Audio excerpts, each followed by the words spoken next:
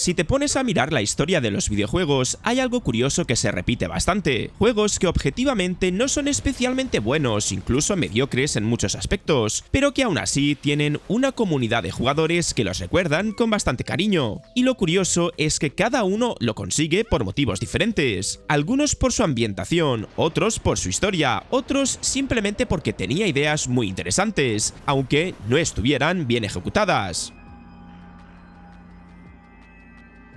Y un ejemplo muy claro es Dredge of Cerberus Final Fantasy VII. Primero vamos a entender el contexto. Este juego salió en 2006 para la PlayStation 2, en plena época en la que Square Enix estaba explotando el universo de Final Fantasy VII, con lo que llamaron el Compilation of Final Fantasy VII, es decir, precuelas, secuelas, películas, spin-offs, todo lo que pudiera ampliar ese mundo que tantos jugadores adoraban. Y Dredge of Cerberus era justo eso, una secuela centrada en uno de los personajes más misteriosos del juego original, Vincent Valentine. Solo con esa premisa ya tenía medio trabajo hecho. Vincent era y sigue siendo uno de los personajes más queridos del universo Final Fantasy VII. Oscuro, silencioso, con esa estética gótica y una historia trágica detrás. Mucha gente quería saber más sobre él, así que un juego protagonizado por Vincent era automáticamente interesante para los fans. El problema es que cuando te pones a jugar, empiezan a verse las costuras. Dredge of Cerberus intentó ser un shooter en tercera persona, algo bastante raro dentro de la saga y Final Fantasy. Y la idea, en teoría, no era mala. El problema es que la ejecución fue muy irregular. Los controles se sienten algo rígidos, el sistema de disparos es bastante simple, y los enemigos muchas veces parecen sacados de un juego de acción genérico. No hay demasiada profundidad, ni en el combate, ni en el diseño de niveles. Luego, está el ritmo. Muchas misiones son repetitivas, avanzas por pasillos, disparas a enemigos, abres puertas y repites el proceso. No hay demasiada variedad, ni situaciones realmente memorables en lo jugable. Y entonces, ¿por qué a mucha gente le gusta? Pues porque Dredge of Cerberus funciona mejor como pieza del universo Final Fantasy que como videojuego en sí. El juego amplía muchísimo el lore, habla del pasado de Vincent, del proyecto Deep Ground, de experimentos secretos de Shinra y de toda esa parte oscura del mundo que el juego original apenas tocaba. Para los fans de Final Fantasy VII, eso es puro oro.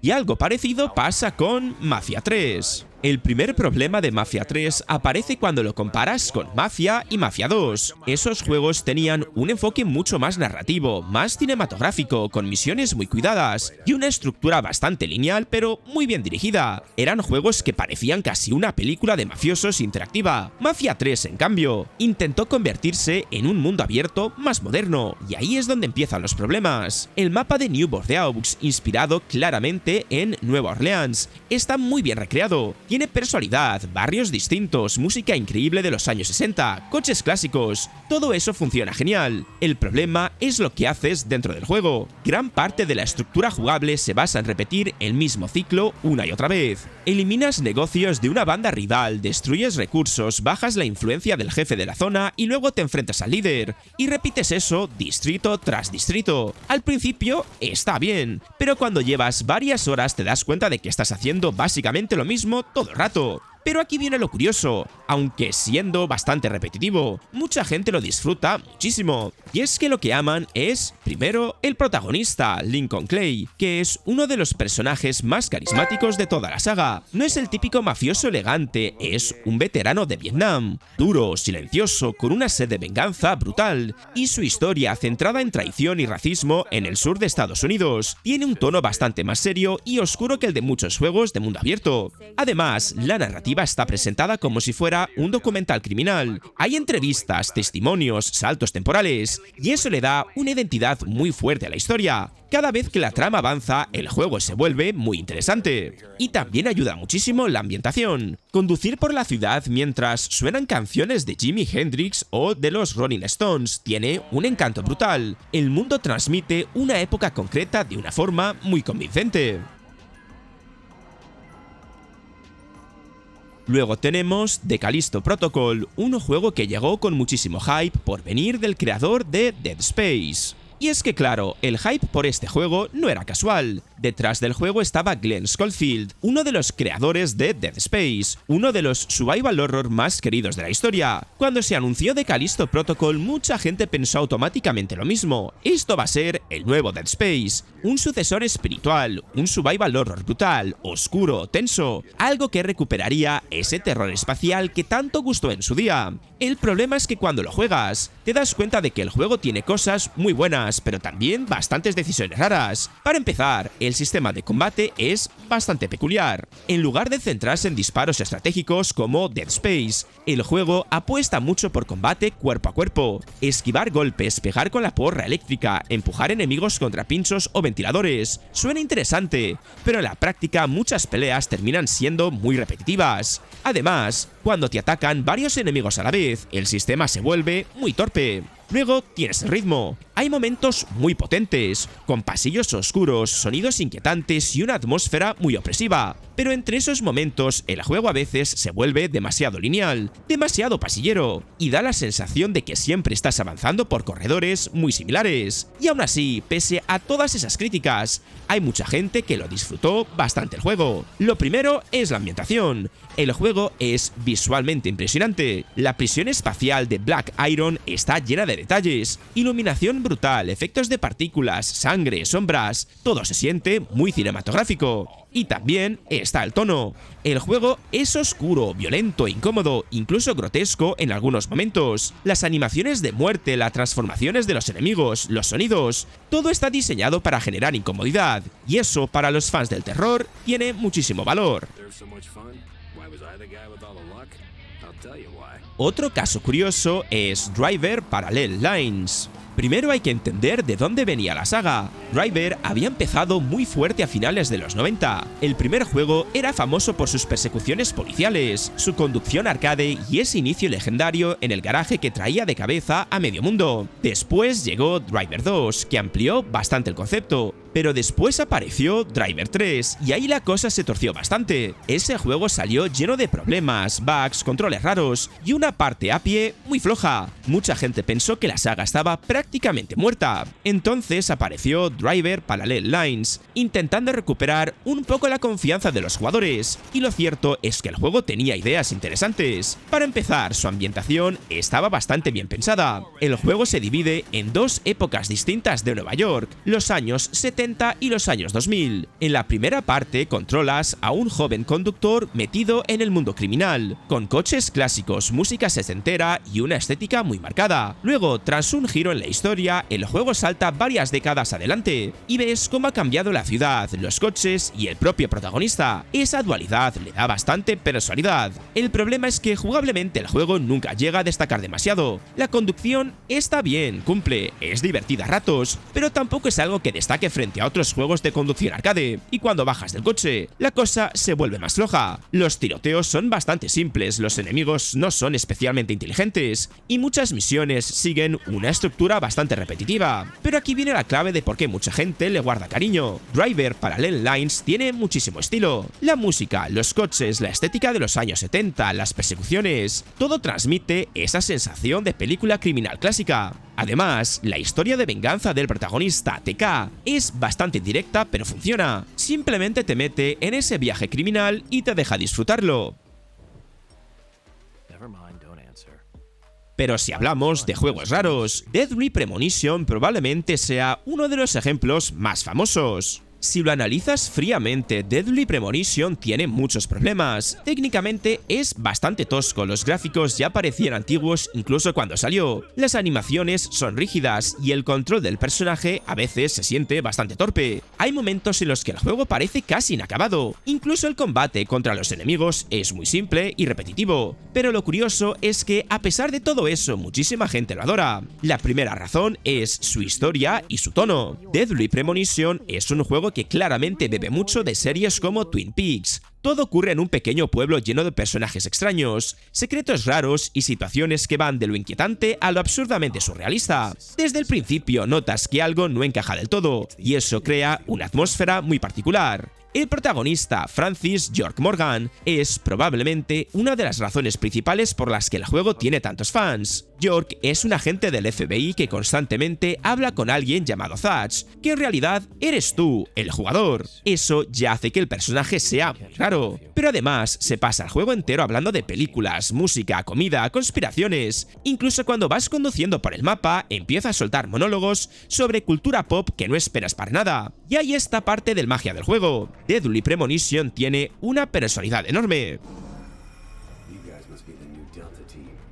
También está Resident Evil Operation Raccoon City, un shooter bastante irregular que muchos fans criticaron en su momento. Cuando este juego salió en 2012, mucha gente esperaba otra cosa. La saga Resident Evil venía de juegos muy marcados por acción como Resident Evil 5, pero aún así seguía teniendo ese equilibrio entre supervivencia, tensión y exploración. Operation Raccoon City, en cambio, decidió ir por un camino completamente diferente. Aquí no controlas a un superviviente ni a un héroe clásico de la saga. En lugar de eso, formas parte de Umbrella Security Service, básicamente un escuadrón enviado por la propia Umbrella para limpiar el desastre de Raccoon City. Es decir, juegas del lado de los malos. Solo esa idea ya era bastante interesante para muchos fans del universo Resident Evil. El problema es que jugablemente el juego se queda bastante corto. Operation Raccoon City intenta ser un shooter en tercera persona cooperativo, muy centrado en la acción, con hordas de zombies, soldados enemigos y criaturas de laboratorio atacándote constantemente. Y la idea suena bien sobre el papel,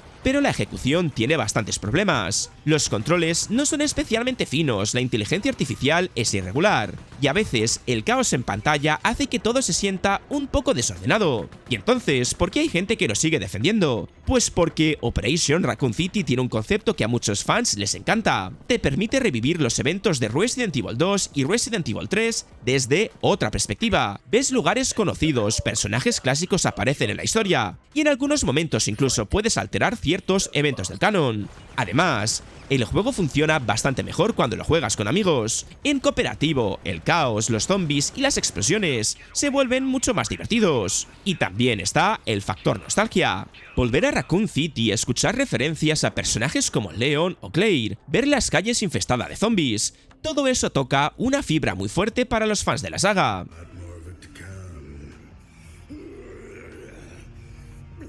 Siguiendo con juegos con una personalidad bastante fuerte, llega Splatterhouse, que es otro ejemplo muy claro.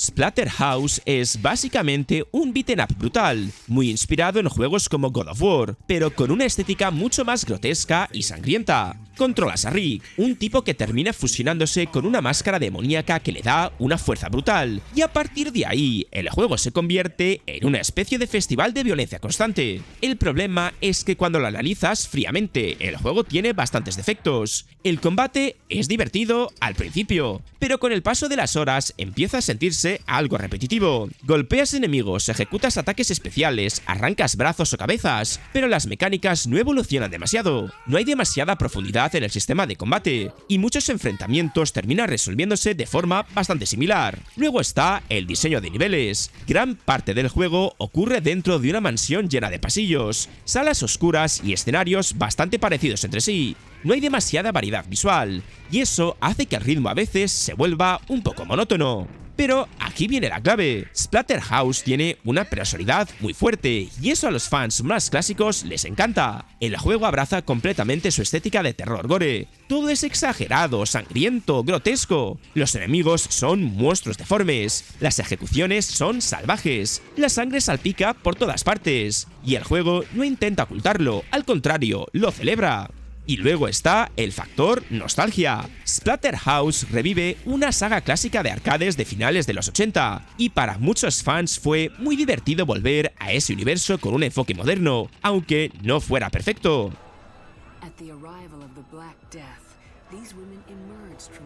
Luego encontramos Night Contract, un hack and slash que tenía una idea interesante con su dúo protagonista, Heinrich y Gretchen, pero que nunca terminó de pulir bien su sistema de combate. Vamos a empezar hablando de la idea del juego, porque sobre el papel era bastante interesante. Night Contract mezcla acción estilo hack and slash, con una dinámica muy curiosa entre dos personajes. Controlas a Heinrich, un guerrero inmortal condenado a proteger a una bruja llamada Gretchen, que en realidad fue ejecutada siglos atrás por acusaciones de brujería. A partir de ahí, el juego plantea una relación muy particular. Heinrich lucha contra los enemigos mientras Gretchen usa magia para lanzar hechizos devastadores. La idea de combinar fuerza bruta con magia y de tener que proteger a tu compañera constantemente tenía bastante potencial. El problema es que cuando te pones a jugar empiezan a aparecer los defectos. El combate es entretenido durante las primeras horas, pero se vuelve bastante repetitivo. Heinrich tiene ataques contundentes, combos simples, ejecuciones espectaculares, pero el sistema no evoluciona demasiado. Luego está el diseño de niveles, que es bastante irregular. Hay escenarios interesantes inspirados en una Europa oscura llena de brujería y criaturas grotescas, pero muchos viajes y niveles se sienten algo vacíos o poco inspirados.